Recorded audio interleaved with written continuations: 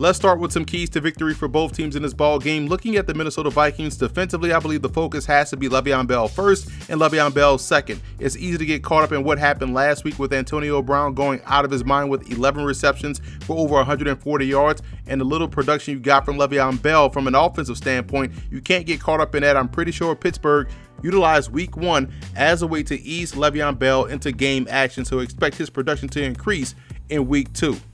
Also defensively, cornerback Trey Waynes has to step up his game because right now he's a straight liability out there on the corner. He's not the most fluid athlete at corner as far as hips are concerned, which means he's susceptible to double moves, which also means he's susceptible to reach out, grab, get called for holding or pass interference penalties. So he has to step up, become a more consistent player down to down. Otherwise, you know Pittsburgh will come in and try to target him on each and every third down.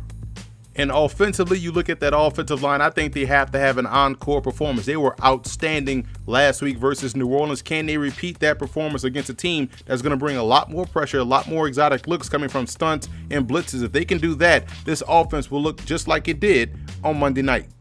Moving on to the Steelers in this ball game, you have to expect Le'Veon Bell's workload will increase as we progress throughout the season. Again, he had no preseason work, so that's why his production was low in week 1. And I would expect against a team like Minnesota, they're going to have to utilize a lot of their weapons. Expect Bell's role to increase this upcoming week. And also the big matchup between Javon Hargrave and Pat Elflein, the outstanding center, rookie center for the Minnesota Vikings. Hargrave is in his second season, is coming off a stellar preseason campaign.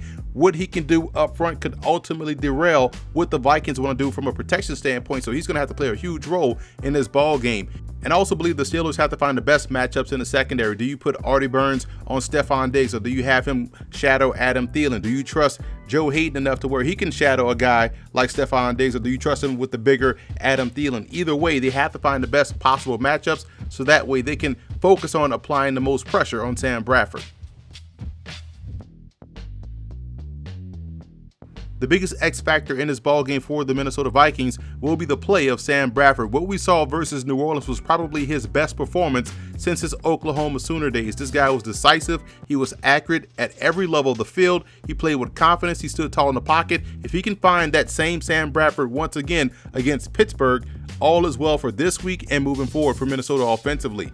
And I think Martavis Bryant is the biggest X factor for the Pittsburgh Steelers. We know Antonio Brown will do Antonio Brown-like things, but they have to start finding ways to get other guys involved. Now, they did a great job last week getting Jesse James involved at tight end, but now is the time for them to get Martavis Bryant and that deep ball going within this offense. And this would be the perfect time to do so because you have a guy in Trey Waynes that struggles with deep coverage, finding the football, and perhaps double moves. So look for Martavis Bryant to be the focal point of the deep passing game this week versus Minnesota.